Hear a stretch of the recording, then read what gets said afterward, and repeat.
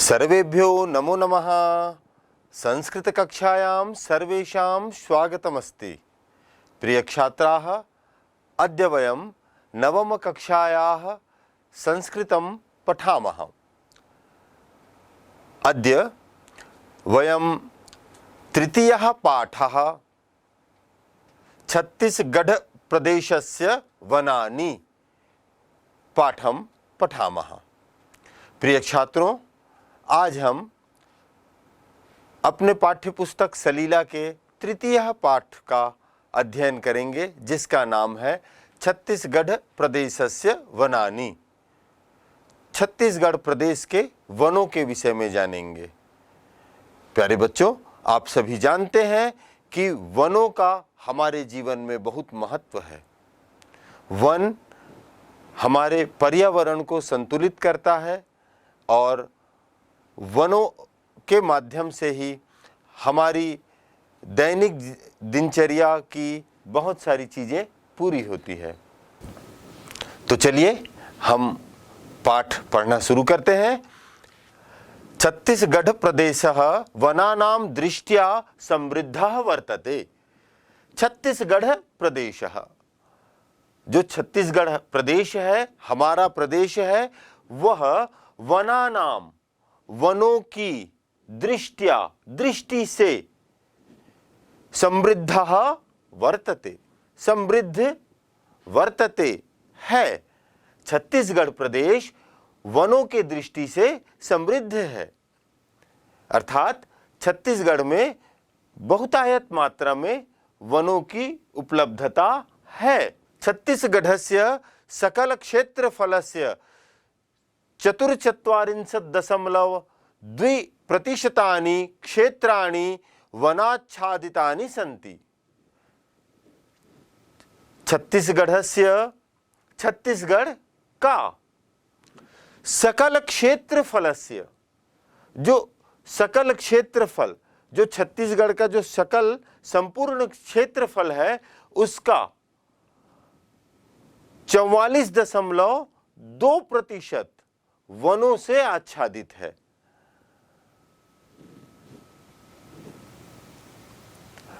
वनाच्छादितानि, वनेन आच्छादितानि, वनाच्छादितानि सन्ति हैं। एतानि वनक्षेत्राणि राष्ट्रस्य वनक्षेत्राणाम् अनुमानितं 12.6% ये जो एतानी, अर्थात ये जो छत्तीसगढ़ का वन प्रदेश है, वह राष्ट्र के वन क्षेत्राणाम, वन क्षेत्रफल का, अर्थात वन क्षेत्र का अनुमानित लगभग 12.26% है। अर्थात जो हमारा भारत देश है और भारत देश में जितने वन प्रदेश हैं, उनमें से लगभग 12.26% वन हमारे छत्तीसगढ़ में उपलब्ध है। वनम अस्माकं महान निधि अस्ति। वनम, वन अस्माकं, हमारा, महान निधि, महान निधि है। वन हमारी बहुत बड़ी निधि अर्थात संपत्ति, धन, वन हमारा बहुत बड़ा धन है। न केवलम वनानाम रमणीयता मनांसि रंजयति, न केवलम वनानाम रमणीयता, न केवल वनों की सुंदरता, वनों की रमणीयता केवल मन को ही नहीं रंजित करती, मन को ही नहीं आनंद देती है, अपितु अनेन पर्यावरणमपि सुरक्षितं भवति। जो ये वन है, ये वनों से केवल हमारे मन का मनोरंजन ही नहीं होता है, अपितु इन वनों के माध्यम से ही हमारा पर्यावरण भी सुरक्षित होता है। ये घटकाः पारिस्थितिक तंत्रं प्रभावयन्ति, तेषु घटकेषु वनम सर्व प्रमुखम अस्ति। ये घटकाः, ये अर्थात जो घटकाः, घटक, जो घटक पारिस्थितिक तंत्रम, पारिस्थितिक तंत्रम एक नया शब्द दिख रहा है। पारिस्थितिक तंत्रम कहते हैं पर्यावरण तंत्र को। पर्यावरण का जो तंत्र है और उसके जो घटक हैं, जो हमारे पर्यावरण में बहुत सारे घटक हैं और सभी घटक कुछ न कुछ प्रभाव करते हैं, है ना, प्रभावयंती, प्रभाव करते हैं। तेषु घटकेषु, उन घटकों में से वनम सर्व प्रमुखम अस्ति, वन की सबसे अधिक प्रमुखता है। वन सबसे अधिक महत्वपूर्ण है। हमारे पर्यावरण में जिन घटकों का बहुत अधिक महत्व होता है, जिनके माध्यम से, जिन घटकों के माध्यम से हमारा पर्यावरण का निर्माण हुआ है, उन घटकों में से वन का अत्यधिक महत्व होता है। वस्तुतः वनम वसुधरायाः सुरक्षा वलयमस्ति। वस्तुतः यदि हम ऐसा कहें कि वन ही, जंगल ही वसुधरायाः, वसुधरा अर्थात इस पृथ्वी का सुरक्षा वलयमस्ति, सुरक्षा वलय अर्थात सुरक्षा का कवच अस्ति है। ये जो वन है, ये जो जंगल है, ये जंगल ही हमारी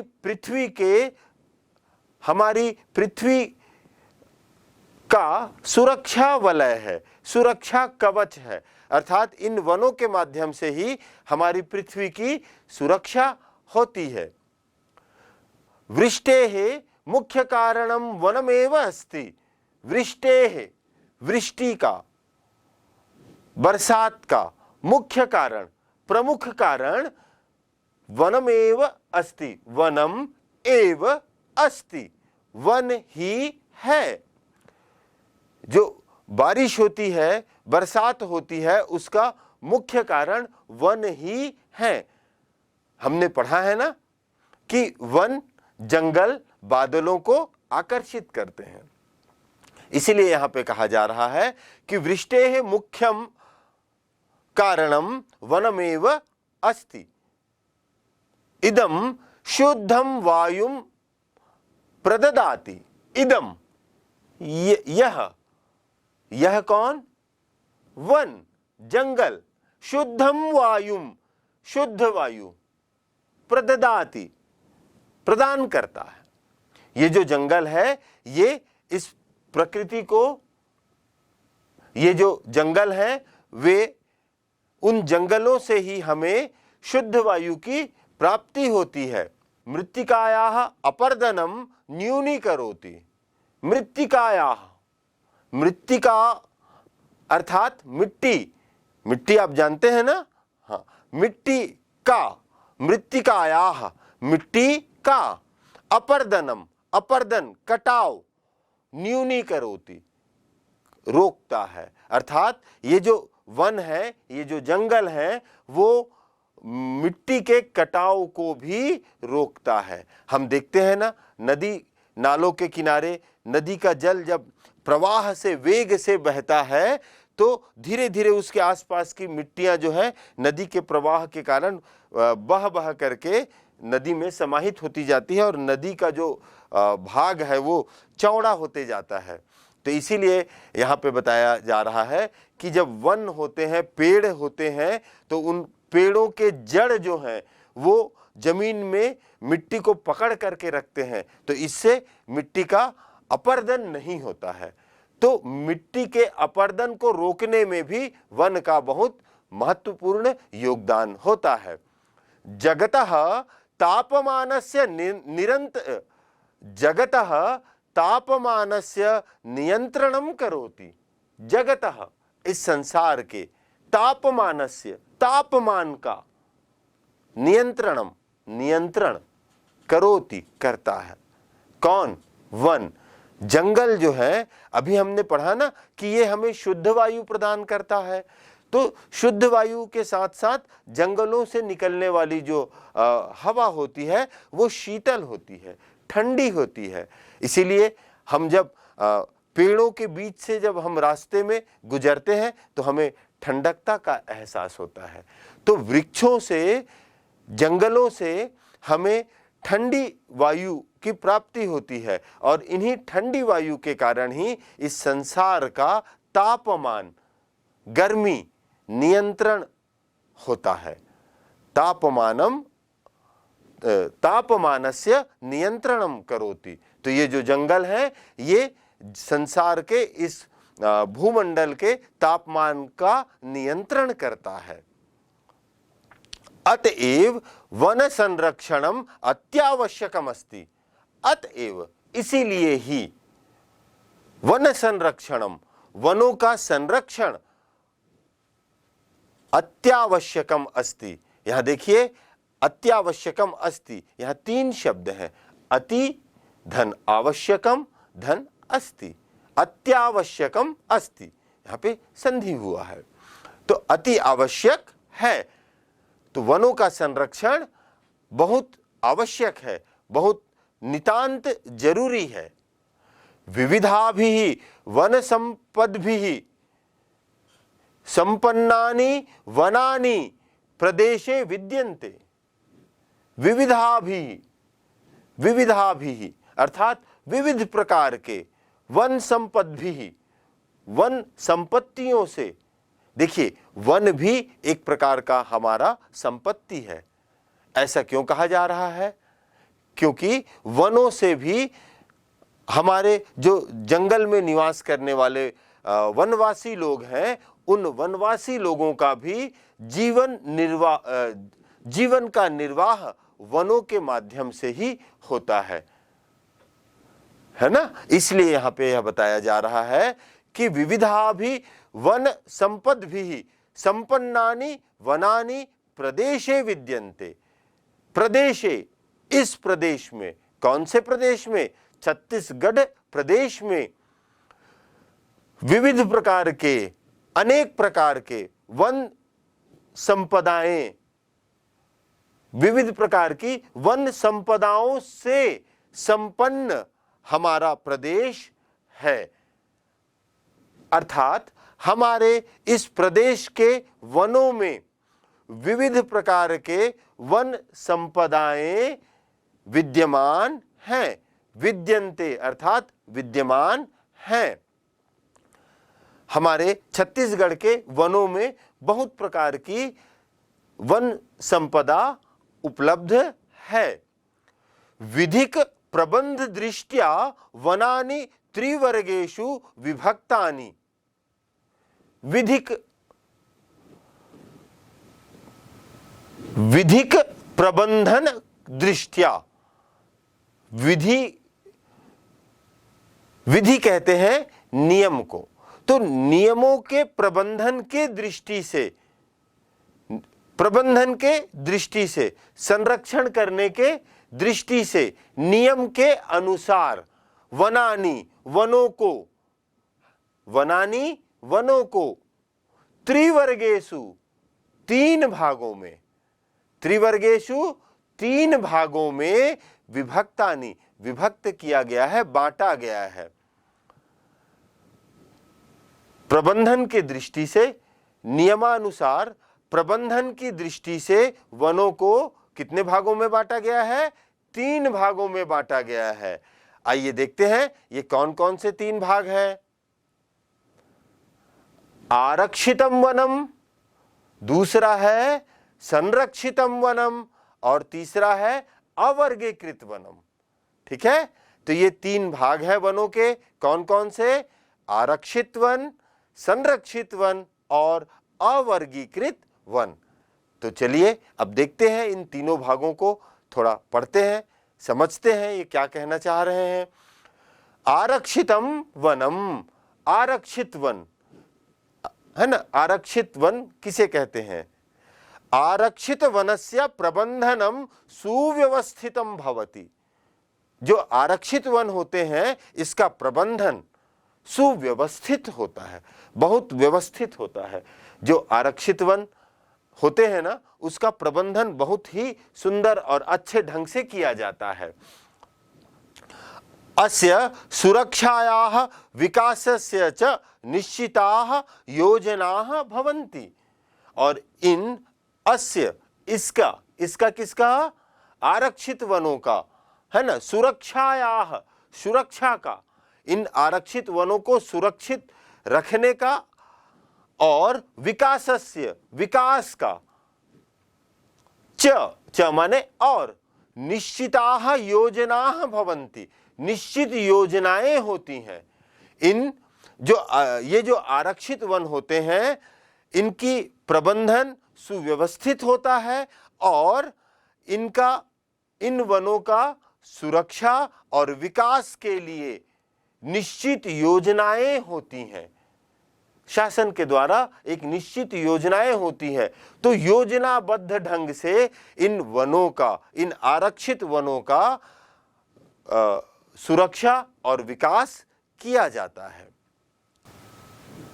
राष्ट्रीयोद्यानम अभयारण्यम च आरक्षितम वनम एव स्तः। तो अब यहां पे ये बता रहे हैं कि आरक्षित वन के अंतर्गत क्या क्या आता है। तो यहां पे बताया कि राष्ट्रीय उद्यानम, हम जानते हैं ना राष्ट्रीय उद्यानों के बारे में। राष्ट्रीय उद्यान और अभयारण्य, ये जो दो हैं, ये आरक्षित वन के अंतर्गत आते हैं।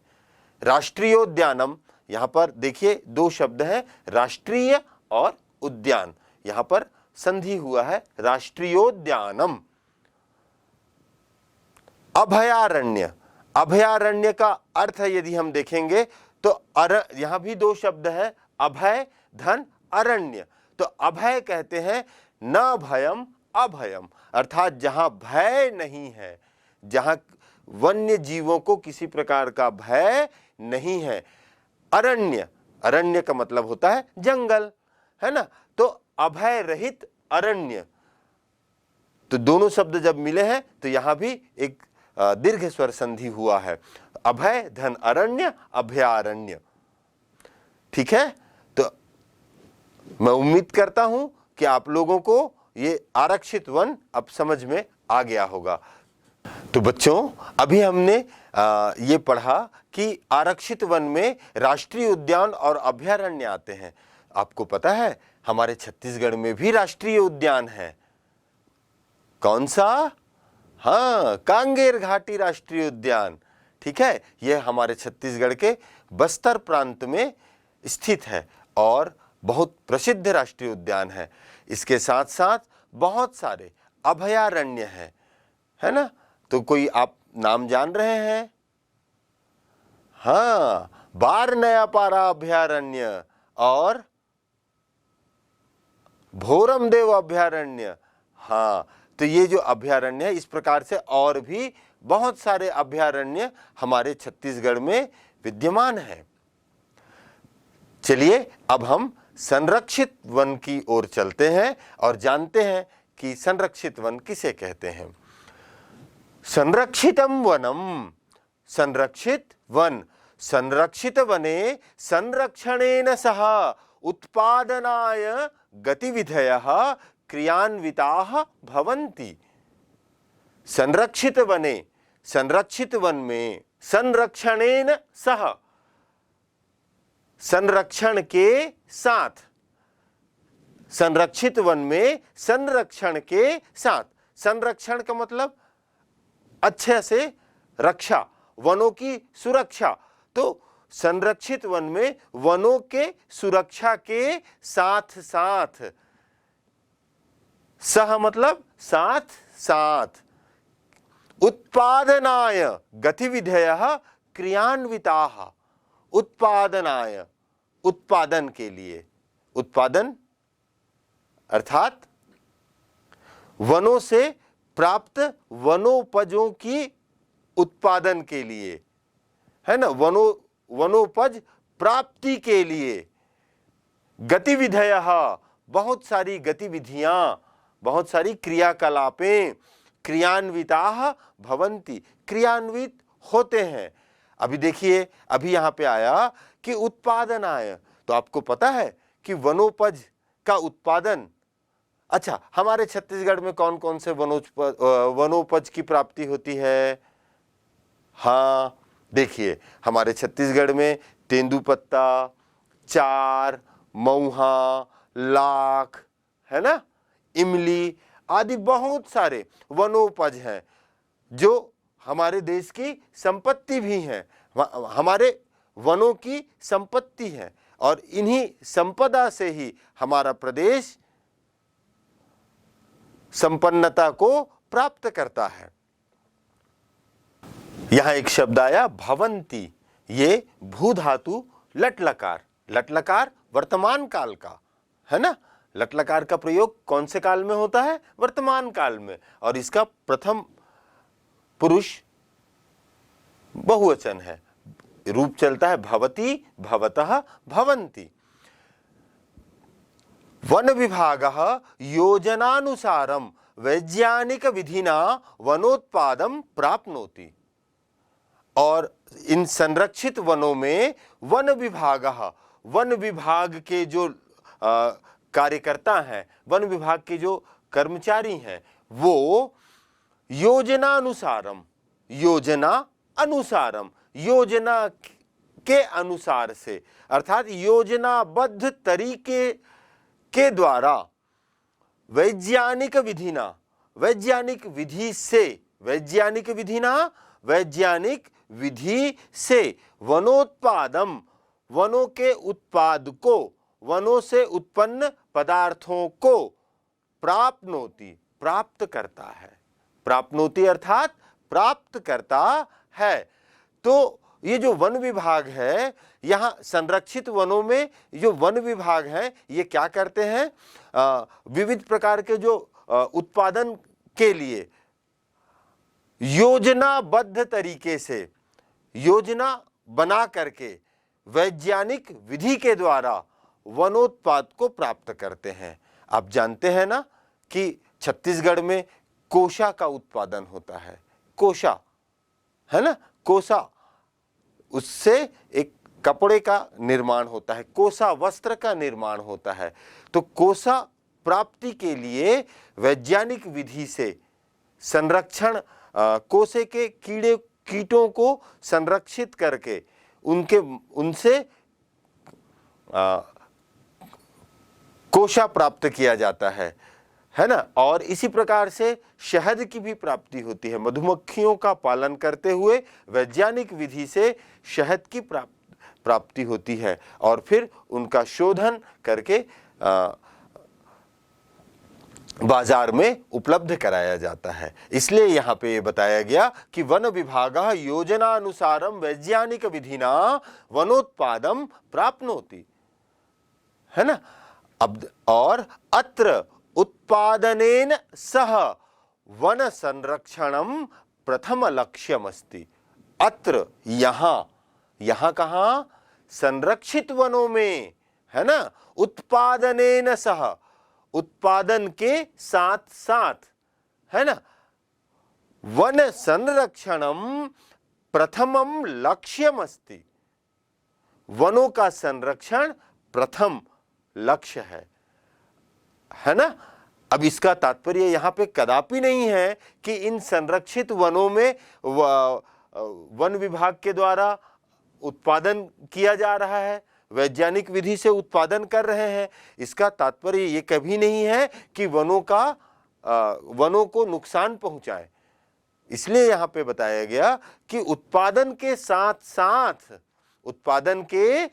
साथ वनों का संरक्षण पहला लक्ष्य है ना। वनों को बिना नुकसान पहुंचाए उन वनों से उत्पादन की प्राप्ति, ये प्रथम लक्ष्य होता है शासन का। तो बच्चों, आपने अभी आरक्षित वन और संरक्षित वन के विषय में जाना। अब देखते हैं अवर्गीकृतम वनम, अवर्गीकृत वन किसे कहते हैं। तो देखते हैं, वनभूमेः व्यवस्थापन समये यस्य वनक्षेत्रस्य वर्गीकरणं नाभवत् तदैव अवर्गीकृत वनम्। तदैव अवर्गीकृत वनम्। अर्थ देखते हैं। वन भूमेः,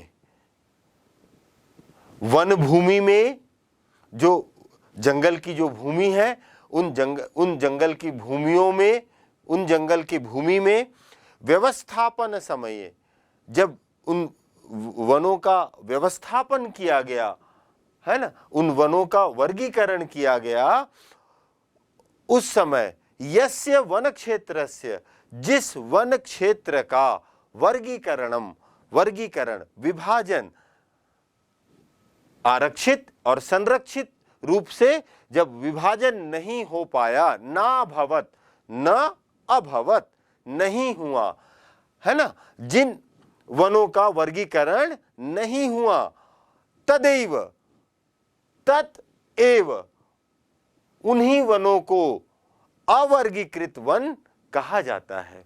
अर्थात जिस समय वनों का विभाजन किया गया कि ये आरक्षित वन है और ये संरक्षित वन है ना, तो इन दोनों के अतिरिक्त जो भी वन क्षेत्र, वन भू बचा, उन वन भू को अवर्गीकृत वन के नाम से पहचाना गया। अत्र सर्वकारेण नास्ति कोपि प्रतिबंधः। अत्र, यहां कहां? अवर्गीकृत वन में सर्वकारेण, सरकार के द्वारा, सर्वकारेण सरकार के द्वारा, शासन के द्वारा, नास्ति, न अस्ति, नहीं है, कोपि, कोई भी, प्रतिबंधः, प्रतिबंध। अर्थात अवर्गीकृत वनों में शासन का कोई प्रतिबंध नहीं होता है। कैसा प्रतिबंध? जैसा प्रतिबंध आरक्षित वन और संरक्षित वन में जो शासन का प्रतिबंध होता है। आपको पता है, आरक्षित वन और संरक्षित वन में शासन के बिना अनुमति के आप प्रवेश नहीं कर सकते और वहां से कोई भी पदार्थ अपनी इच्छा से लेकर नहीं आ सकते हैं। ये नियम है वनों को संरक्षित करने का, वनोपजों को संरक्षित करने का एक शासन के द्वारा बनाया गया नियम है ना। अब ये जो अवर्गीकृत वन है, यहाँ पर शासन का कोई प्रतिबंध नहीं होता है। अर्थात इन वनों में पशुओं को चराने के लिए जा सकते हैं और थोड़ी बहुत आवश्यकता अनुसार सूखी लकड़ियों का संग्रह कर सकते हैं। परंतु सूखी लकड़ियों का, जो पेड़ से टूटकर गिरे हुए लकड़ी हैं, इनका संग्रहण करने की स्वतंत्रता होती है। देखते हैं आगे। अस्मिन् वन क्षेत्रे जनार्थम काष्ठ संग्रहणस्य पशुचारणस्य च स्वतंत्रता अस्ति। अस्मिन् वन क्षेत्रे, इस वन क्षेत्र में, कौन से वन क्षेत्र में? अवर्गीकृत वन क्षेत्र में। अवर्गीकृत वन क्षेत्र में जनार्थम, लोगों के लिए, जन धन अर्थम, लोगों के लिए, लोगों के लिए काष्ठ संग्रहणस्य, है ना, काष्ठ, काष्ठ कहते हैं लकड़ी को, लकड़ी संग्रह करने का, संग्रहणस्य, संग्रहण करने का। अभी मैं बताया ना कि किसी हरे पेड़ को काटने का नहीं, जो पेड़ से टूटकर सूखे डालियां जो गिरी हुई होती हैं, सूखी लकड़ियां जो पड़ी हुई होती हैं, ऐसे लकड़ियों का संग्रहण किया जा सकता है। परंतु पेड़ काटने की अनुमति अवर्गीकृत वनों में भी नहीं होती है और पेड़ों को काटना अच्छी बात नहीं है। अभी हमने पढ़ा ना कि इन पेड़ पौधों से हमें ऑक्सीजन की प्राप्ति होती है, प्राणवायु की प्राप्ति होती है और हमारे पर्यावरण के लिए बहुत आवश्यक होते हैं। तो इस आधार पे हमें पेड़ों को कदापि नहीं काटना चाहिए। पेड़ों की जो डालियां सूख कर गिर गई है उनका संग्रहण करने की और पशु चराने की, पशुचारणस्य, पशुओं को चराने की। आपने देखा है ना गांवों में पशुओं को लेकर के, उन पशुओं को चराने के लिए अर्थात उन पशुओं के का पेट भरने के लिए उनको जंगलों की ओर, मैदानों की ओर ले जाया जाता है। तो इसकी स्वतंत्रता इन अवर्गीकृत वनों में होती है। छत्तीसगढ़ प्रदेशस्य वनानि उष्णकटिबंधीय छत्तीसगढ़ प्रदेशस्य वनानि उष्णकटिबंधीय श्रेण्यां वर्तन्ते। ये जो छत्तीसगढ़ हमारा प्रदेश है ना, इस प्रदेश में जो वन हैं वो कौन से श्रेणी के हैं? उष्णकटिबंध। उष्णकटिबंध ये एक वैज्ञानिक नाम है। आप जब भूगोल पढ़ते हैं तो इनके विषय में जानते हैं, है ना। उष्णकटिबंधीय श्रेणी के वन हमारे छत्तीसगढ़ में हैं, या इसको हम ऐसे भी कह सकते हैं कि जो छत्तीसगढ़ के वन हैं वो उष्णकटिबंधीय श्रेणी के वन हैं। एतानि वनानि अति गहनानि सन्ति। एतानि वनानि, जो ये हमारे छत्तीसगढ़ के जो वन हैं, एतानि, ये एतानि का मतलब ये, वनानि वन, संति हैं, जो हमारे छत्तीसगढ़ के जो ये वन हैं ये कैसे हैं? अति गहनानि संति। अति, अति मतलब बहुत, गहनानि गहन, सघन, है ना, गहन सघन अर्थात बहुत घना, संति है। छत्तीसगढ़ का वन बहुत घना वन है। वनानाम गहनादेव काचि, वनानाम गहनादेव कानिचित क्षेत्राणि तु दुर्गमानि। गहनाद एव, वनानाम गहनात एव, वनों की गहनता, घनापन होने के कारण ही, गहनात एव, घने होने के कारण से ही जो हमारे छत्तीसगढ़ के जो वन हैं वो बहुत घने हैं, और इन्हीं घने वनों के कारण से ही कानिचित, कुछ, क्षेत्राणि, क्षेत्र, तु दुर्गमानि, दुर्गम है। हमारे छत्तीसगढ़ के जो वन है वो बहुत घने हैं, और इन्हीं घने वनों के कारण से ही कुछ स्थान ऐसे हैं, कुछ क्षेत्र ऐसे हैं जो बहुत दुर्गम है ना। आपने अबूझमाड़ का नाम सुना है? बस्तर प्रांत के अंतर्गत नारायणपुर जिला है, और उसमें अबूझमाड़ नाम का एक क्षेत्र है जो बहुत घना क्षेत्र है। इसमें लोगों का आना जाना संभव नहीं है। इसीलिए यहाँ पे कहा जा रहा है कि गहनता के कारण से, घनेपन के कारण से ही कुछ क्षेत्र ऐसे हैं जहाँ लोगों का जाना संभव नहीं है। इसलिए यहाँ कहा गया दुर्गमानी, है ना, जहाँ जाना कठिन है उसको दुर्गम कहते हैं। प्रदेशस्य उत्तर दक्षिण भागयोः सघनानि वनानि सन्ति।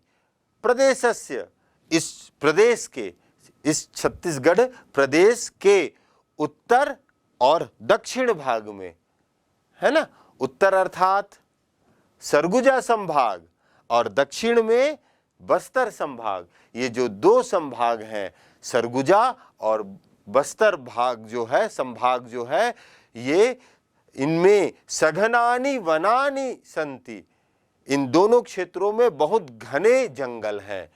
सघनानि वनानि, घने जंगल, संति हैं, परंतु मध्य भागे विरलान, परंतु मध्य भागे विरलानी, परंतु जो ये मध्य भाग है ये विरल है।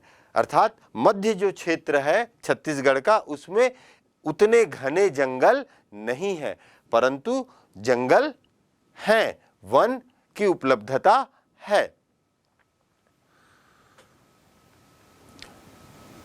एतेषां विशेषता अस्ति यत् तानि सर्वाणि पर्णपाती वनानि सन्ति। और जो यहाँ के जो वन हैं इनके बारे में बता रहे हैं। पहले बताया गया कि यहाँ का जो वन है वो उष्णकटिबंधीय वन है ना, उष्णकटिबंधीय श्रेणी के वन है। अब यहाँ पे बताया जा रहा है कि एतेषां विशेषता अस्ति यत् तानि सर्वाणि पर्णपाती वनानि सन्ति, है ना, कि एतेषां इन एतेषां वनानाम इन वनों की विशेषता अस्ति, विशेषता है, इन वनों की विशेषता है। छत्तीसगढ़ राज्य की जो वन है इनकी अपनी एक विशेषता है। क्या? यत् की तानि सर्वाणि, वे सभी, तानि सर्वाणि, वे सभी कौन? वन। छत्तीसगढ़ राज्य के वे सभी वन कैसे हैं? पर्णपाती अर्थात अपने पत्तों को गिरा देने वाली। पर्ण मतलब पत्ता, पाती मतलब गिराने वाली। अर्थात ये छत्तीसगढ़ राज्य के जो वन है वो पर्णपाती वन के हैं। तत्र मुख्यतः वृक्षाणाम द्वे प्रजाति स्तः, और तत्र वहां कहां? छत्तीसगढ़ राज्य में। वृक्षाणाम वृक्षों की, द्वे प्रजाति, कितने प्रजाति? द्वे, दो प्रजातियां हैं। छत्तीसगढ़ राज्य में जो वन है उन वृक्ष हैं, छत्तीसगढ़ राज्य में जो वृक्ष हैं उन वृक्षों की दो प्रजातियां पाई जाती है। सालः सागौनश्च, एक है साल और दूसरा सागौन। ठीक है, तो ये ध्यान रखिएगा छत्तीसगढ़ में जो वृक्ष है वो कौन कौन सी प्रजातियों के हैं। प्यारे बच्चों, हमने अभी पढ़ा कि छत्तीसगढ़ में जो वृक्षों की प्रजातियां हैं वो दो प्रकार की प्रजातियां हैं, एक साल और दूसरा सागौन। साल जिसको हम लोकल छत्तीसगढ़ की भाषा में सरई कहते हैं, है ना, सरई।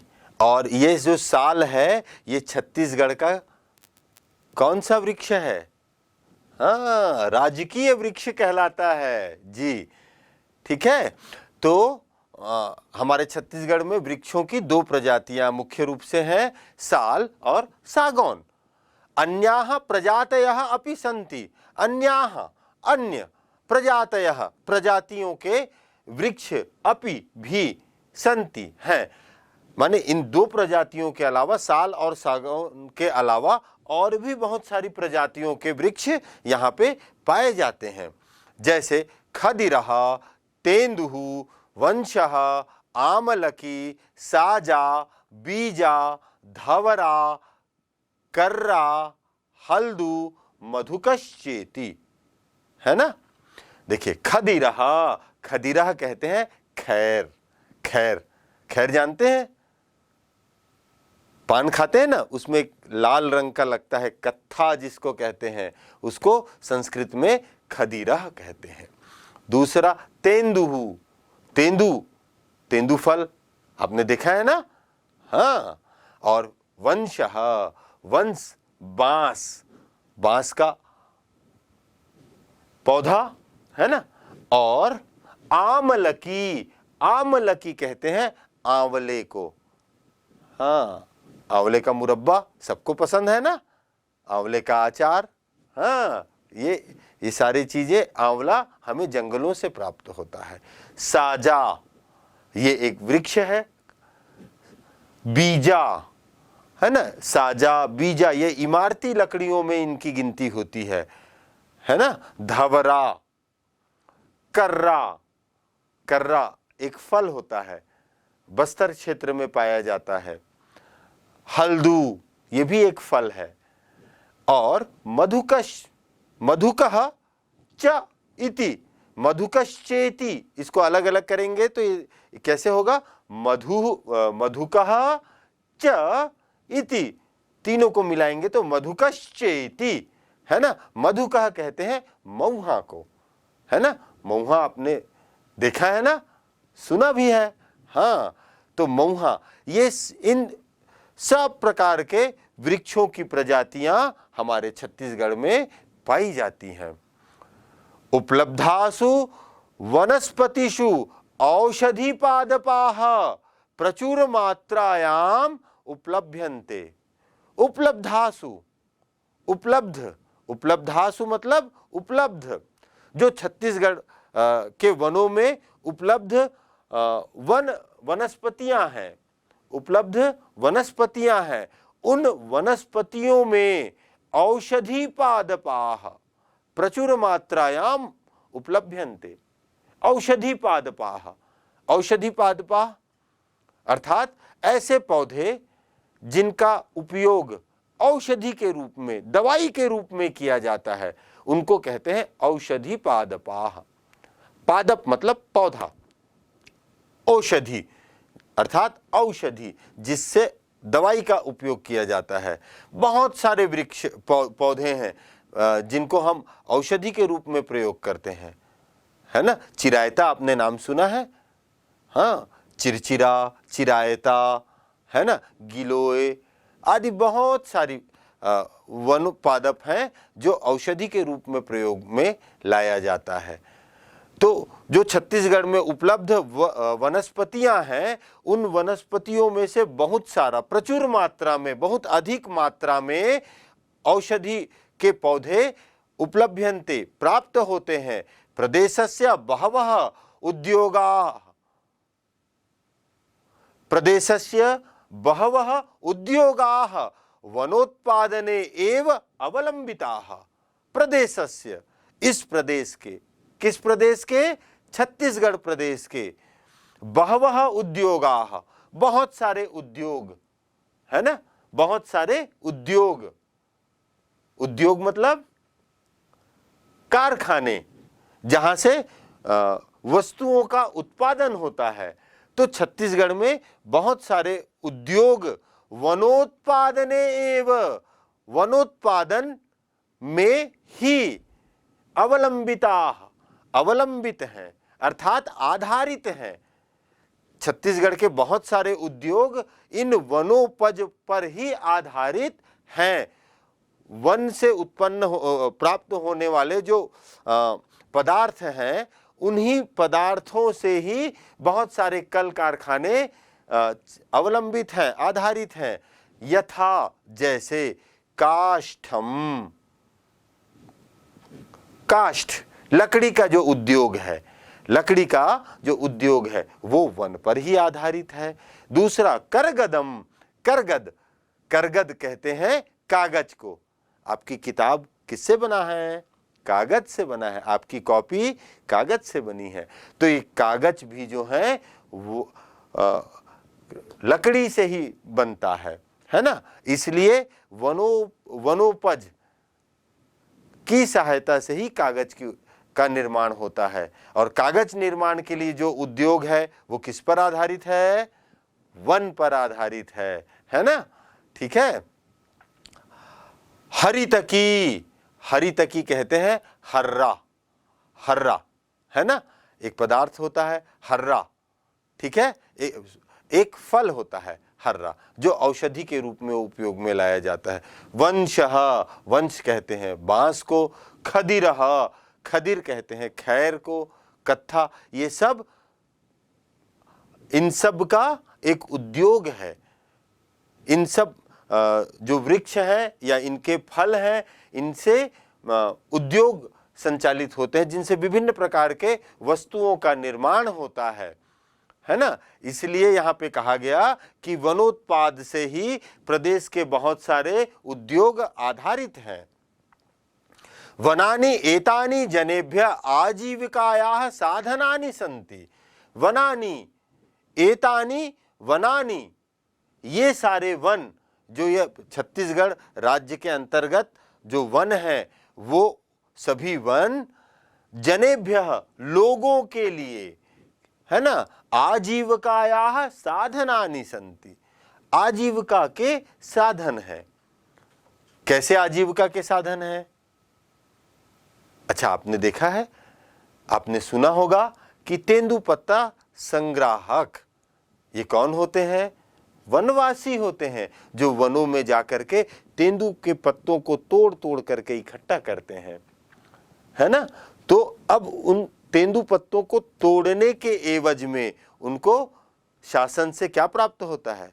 धन की प्राप्ति होती है ना। और उस धन से उन वनवासियों का जीवन निर्वाह होता है ना। और वहाँ से जो कुछ कंद मूल फल आदि जो वो लोग प्राप्त करते हैं, तो उन कंद मूलों को भी वो बाजार में बेचते हैं। तो उन सब चीज़ों से यहाँ के जो वनवासी लोग हैं उनका आजीविका चलता है, उनका जीविकोपार्जन होता है। इसलिए यहाँ पे कहा गया कि वनानि एतानि जनेभ्यः आजीविकायाः साधनानि सन्ति। तो ये जो वन है वो सभी वन यहाँ के लोगों के आजीविका के साधन हैं। वन्य जीवानां बहुलता विविधता च प्रदेशस्य गौरवम। वन्य जीवानां बहुलता, वन में पाए जाने वाले जो जीव जंतु हैं उनकी बहुलता, अधिकता और विविधता, और विविध प्रकार के जो यहाँ प्राणी जीव जंतु पाए जाते हैं इस छत्तीसगढ़ में, तो इनके कारण से, इन जीव जंतुओं के बहुलता और विविधता के कारण से प्रदेशस्य गौरवम, इस प्रदेश का गौरव है। छत्तीसगढ़ प्रदेश के अंदर, छत्तीसगढ़ प्रदेश के वनों में जो जीव जंतु पाए जाते हैं और इनकी अधिकता और इनकी विविधता के कारण से ही इस प्रदेश का मान सम्मान भारत के और विश्व के पटल पर बढ़ता है। एतेषाम उपलब्धता तत्क्षेत्रे वनानाम सुस्थिति द्योत्यते। एतेषाम, इनका, इनका किनका? एतेषाम माने इनका, इनका किनका? वन प्राणियों का।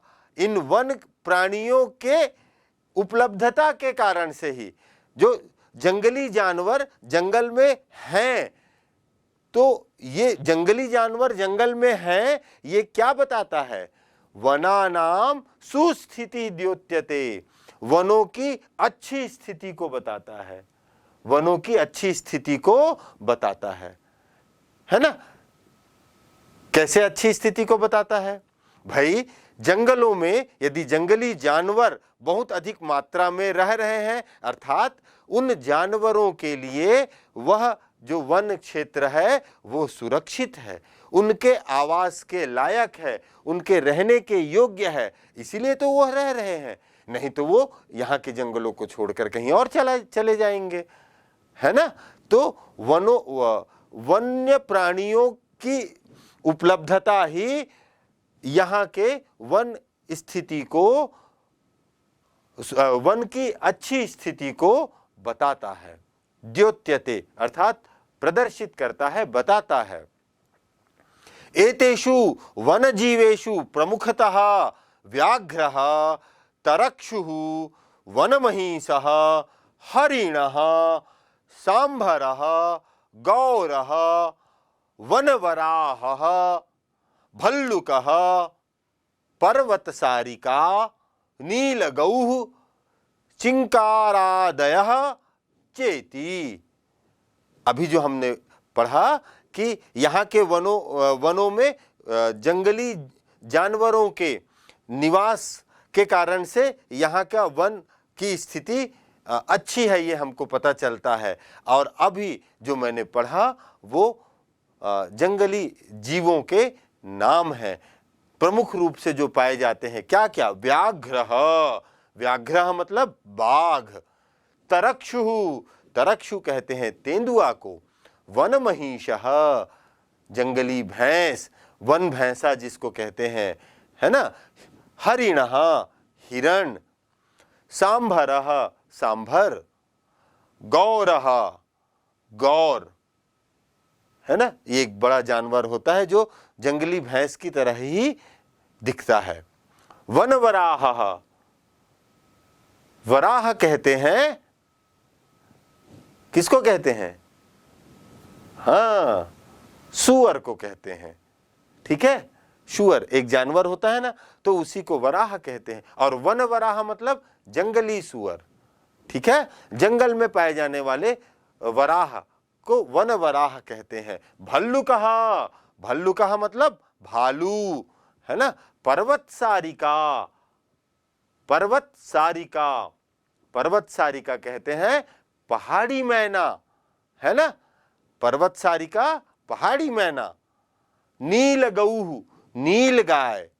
चिंकारादयः, चिंकारा आदि।